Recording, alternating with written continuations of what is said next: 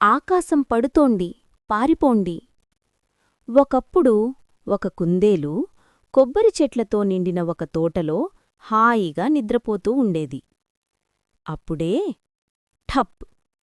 ఒక కొబ్బరికాయ చెట్టునుంచి కిందపడింది. పెద్ద శబ్దం రావడంతో కుందేలు ఒక్కసారిగా లేచి ఉలిక్కిపడింది. అయ్యో, అయ్యో, ఆకాశం పడుతోంది అని కేకవేసింది. భయంతో ఏమీ ఆలోచించకుండా కుందేలు అలా పరిగెత్తడం మొదలుపెట్టింది. పరిగెడుతూ వెళ్తుండగా ఇంకొక కుందేలు ఎదురైంది. ఎందుకంత భయంగా పరిగెడుతున్నావు అనడిగింది.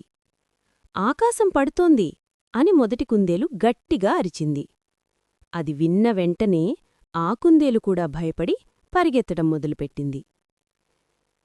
ఆ మాట అడవిలో వేగంగా పాకింది. కోతి, జింక, జీబ్రా, చాలా జంతువులు భయంతో ఏమి జరిగిందో తెలుసుకోకుండా పరుగులో చేరిపోయాయి. అడవి అంతా గందరగోళంగా మారింది. ఆ గందరగోళాన్ని చూసిన సింహరాజు అక్కడికి వచ్చాడు.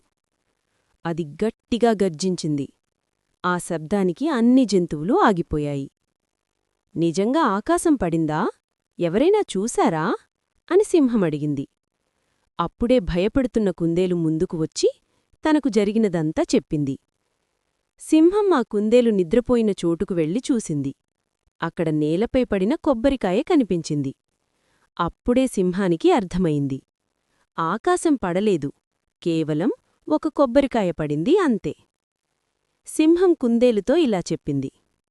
ఏదైనా జరిగితే ముందు నిజం తెలుసుకో, ఆలోచించకుండా భయపడకూడదు. కుందేలు చాలా సిగ్గుపడి అందరినీ క్షమాపణ కోరింది. అందరూ ఒక ముఖ్యమైన పాఠం నేర్చుకున్నారు. కథ యొక్క నీతి: నిజం తెలుసుకోకుండా భయపడకూడదు.